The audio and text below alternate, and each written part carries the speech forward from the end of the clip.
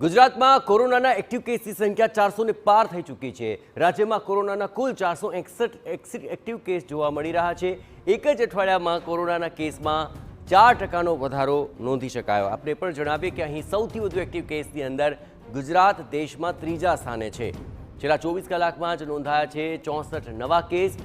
સૌથી વધુ 241 active case માત્ર એકલા અમદાવાદમાં જ નોંધાયા છે।